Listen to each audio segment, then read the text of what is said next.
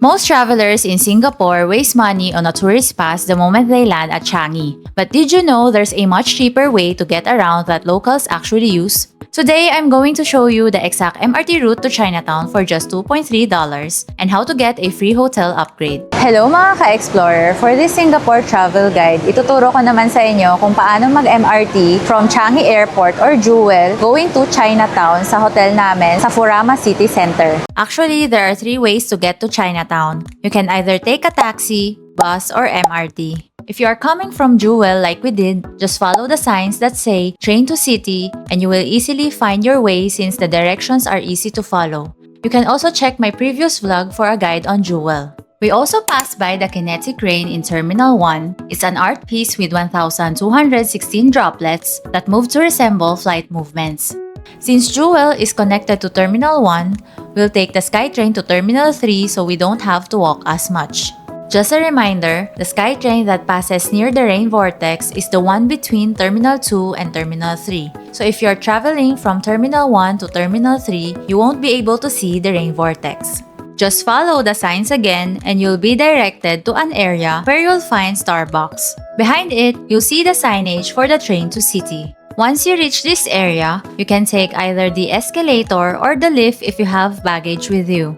We'll walk across this bridge that connects Terminal 2 and Terminal 3. Then buy an EasyLink card at Terminal 2 ticketing service counter. The EasyLink card costs $10. $5 of that is a non-refundable card fee and the other $5 is loaded as your stored value. I wouldn't recommend the tourist pass unless you're planning to take a lot of MRT or bus rides in a single day. Skipping it is a simple way to save money in Singapore. You can easily estimate your MRT fares using gothere.sg. Simply enter your starting location, click directions to add your destination, and you'll see the fares along with multiple route options. Andito kami sa Changi Airport Station. Bale, merong dalawang side dito. Any side daw pwedeng sakyan. Ito yung isa. Then, ito naman yung isa. Kahit saan daw dyan pwede sakyan. Papuntang Expo or Tanah Merah. Andito tayo ngayon sa Changi Airport. So, need natin pumunta ng Blue Line sa Expo. Hindi na kami bumili ng tourist pass kasi parang lugi nung kinompute ko. Hindi naman ganun kadami yung travel namin in a day ng MRT. So, EasyLink card na lang, magta-top up na lang kami every time na magkulang na yung pondo sa card. Reminder lang din na kapag nag-take kayo ng MRT, bawal dito uminom and kumain. Kung hindi, may penalty yan. When the train reaches the Expo station, exit and transfer to the Blue Line, which is the downtown line. You'll need to go down 4 separate escalators, and elevators are available at certain points along the way. The walk to Bukit Panjang platform is a bit long, but once you're on the right platform, it's a direct ride to Chinatown with 16 stops and no transfers. And the total cost for this trip is only $2.3. Finally, nandito na kami sa Chinatown Station. So, paglabas nyo, turn right kayo, hanapin nyo yung exit D. Once you reach this area, look for the sign that says People's Park Center. Take the escalator down to platform D and follow the signs toward People's Park Center. You will exit at the Northeast Line area where you will see a sign that says People's Park Center. After tapping out at the machine, look for the exit D marking on the floor, then follow the arrow to the right to take the next escalator. By the way, in Singapore, people stand on the left and walk on the right. From there, it is just a short walk to People's Park Center, which is connected to Furama City Center. Outside the mall, there's also a UOB ATM and a money changer where you can withdraw cash or exchange money. We're now inside People's Park Center. When you enter the mall, turn right and walk toward the escalator right in the center of the mall. You'll know it's the right one if you can see the food court below. Take the escalator up, then turn right at the restroom sign. Turn right again and continue until you reach the exit sign pointing to the left. Along the way, you'll see a dessert shop before exiting the mall. Once you're outside, turn left and walk across the bridge. This will take you straight to the lobby of Furama City Center. And now, we finally made it to the hotel lobby. Check-in starts at 2 p.m. and since there was a line at the front desk, we decided to try the self-check-in. You simply scan your passport and take a quick photo, but we got a message saying no rooms were available yet. So we had to wait for someone to assist us before heading up to our room. Ito na yung room namin, so newly renovated siya. In-upgrade kami kasi nung nag-check-in ako kanina sa self-check-in, kasi mahaba yung line dun sa counter nila, wala na daw available room. So nagpa-assist kami sa manager siguro yun. Hindi lang ako sure kung manager siya kasi kailangan ng code ng staff nila. Medyo matagal pa nga bago kami napuntahan. Pero eto, nakakuha naman tayo ng free upgrade kasi walang available room. So, swerte rin pala na late din kami nakapag-check-in around 5 p.m. na. Pagpasok nyo, ito agad yung lagayan ng luggage. Tapos dito, may, electrical pala to. Tapos dito yung mga pitcher, baso, tea, coffee, sugar, and creamer. Tapos may electric kettle din. Then, ito yung bowl. Then, dito yung fridge. Dito naman tayo sa other side ng room. May single and queen bed. May flat screen TV. Malaki rin yung TV May table sila. Pwede kayong mag-work dito or kumain ng breakfast. Yung kinuha namin, wala kasing breakfast. Pero marami naman kasing malapit na hawker center dito. So bukas yan yung gagawin natin. Kakain sa mga hawker center. Tapos ito, may curtain. And ito yung view namin. Kita yung Singapore Flyer. Although ditong side medyo pangit lang sa left side. Tapos dito sa tabi ng queen bed, may remote. May smart TV sila, may YouTube. Pwede nating panoorin yung vlog ko. Panoorin yung mga vlogs ko, abangan nyo yung playlist ng Singapore. Marami akong share na tips about Singapore. Tapos ito, may pencil and paper. Then yung telephone. So ito yung design ng room. Maganda naman. Bagong renovate lang talaga. Tapos ditong side, yung single bed. Sa tabi niya, itong open closet na may 3 pieces of hangers. Tapos may 3 bathrobes. And ito, lagayan din ng luggage. Tapos meron na rin kasamang sleepers. Tapos dito naman, yung CR. So ito, yung tissue, facial tissue, merong shower cap, vanity kit, dental kit, then ito soap. Ito naman yung shower area. So dalawa yung shower nila. Meron din shampoo, body wash, tsaka conditioner. Tapos ayan, may towels na. Then, bidet. Dalawang tissue na yung nilagay nila. Tapos ito yung may saksakan. Then may towel din dito para sa sahig. Tapos may hair dryer na rin and with universal sockets so no need for adapters when charging. Also, housekeeping is scheduled every 3 nights. There's also a water station where you can adjust the temperature but the dispensing is a bit slow. Dito sa may elevator, meron silang self-service amenity. So, binuksan ko na yung mga door kasi medyo mahirap. Ayan, yung towel, sariling kuha lang. Meron ding toothbrush and bath kit. Tapos, ito may tissue, facial tissue. Tapos dito sa kabila, yung iron tsaka ironing board.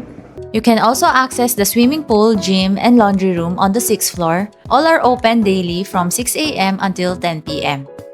Ngayon, papunta naman kami ng Bencoolen from Kurama City Center. So, balik tayo sa MRT station, Chinatown. 6 p.m. yung last mass sa Cathedral of the Good Shepherd. Actually, merong dalawang Catholic church sa Bencoolen station.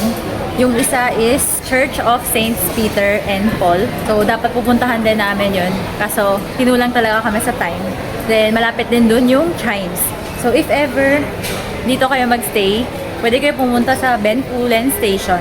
Puntahan nyo yung Church of Saint Peter and Paul, tsaka yung Cathedral of the Good Shepherd. Magkalapit lang yun sila. Ito yung People's Park Center. So, ang daming kainan dito. May food court. Kaso baka hindi na namin matry ito kasi kulang sa time.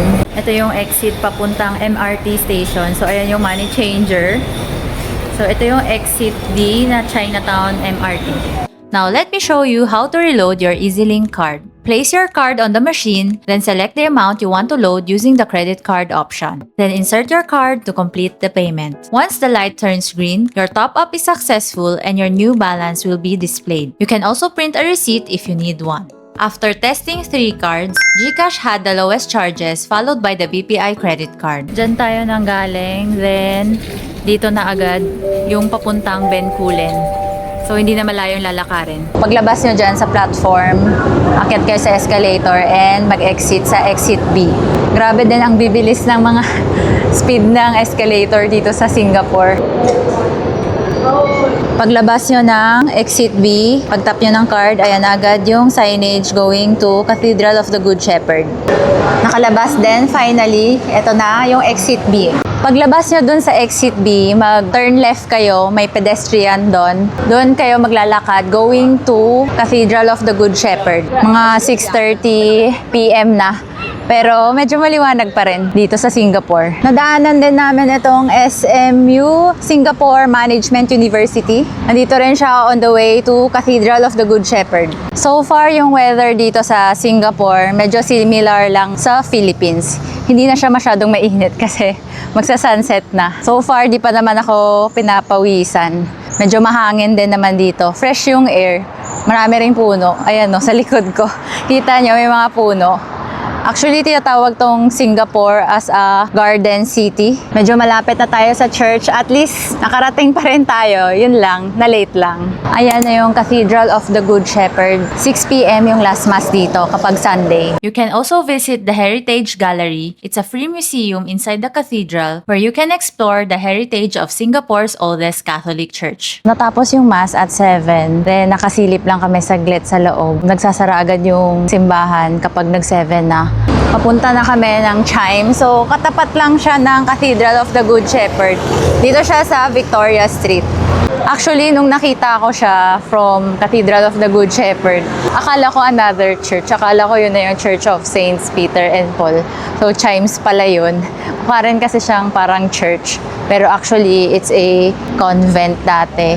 Ngayon, ano na siya mga restaurant, shops. So, ang ibig sabihin pala ng Chimes is Convent of the Holy Infant Jesus Middle Education School. Dito na kami nag-dinner sa Food Dynasty, specifically sa Japanese and Korean cuisine. So, ito yung in-order ko. Salmon set with rice. Tapos, may kasama na rin siyang soup for $8. So, dito kami kumain sa Food Dynasty sa tapat to ng MRT station, Bencoolen, Exit B. Pagkatapos nga pala kumain dito sa mga food court nila or hawker center, need nyo talaga ibalik yung mga tray and yung mga pinagkainan nyo. Kailangan nyo ilagay dun sa parang tray return area nila kasi clay go talaga dito sa Singapore. And ang alam ko, meron ding penalty if hindi kayo nagligpit ng trays nyo. Nakabalik na kami ngayon sa hotel. So, galing kami kanina sa church. Medyo malapit lang siya dito sa Furama City Center. So, nag-book ako directly sa website ng Furama City Center and nag-register ako as a member para makakuha ng 10% discount sa room. Meron din silang 10% discount for dining. Available din pala itong hotel sa Agoda. If gusto nyo mag-book, ilalagay ko yung Agoda affiliate link ko sa description. Sana mag-book kayo doon para matulungan nyo ako sa mga future vlogs ko. Tip ko lang, kapag magbabayad kayo ng credit card, kung nag-book kayo directly sa website ng Furama, huwag nyo ipa-convert agad kasi mas mahal yung magiging total ninyo. Wait nyo na lang na dumating yung statement ninyo kung magkano siya in peso para makita nyo kung magkano yung conversion. Tapos yung payment din pala nila, kung credit card, i-transfer kayo sa parang isang website after nyo mag-book sa Red Dot Payment. So, safe naman yun. Yun yung online payment service dito sa Singapore. So, usually, may encounter nyo yan kung nag-book kayo ng mga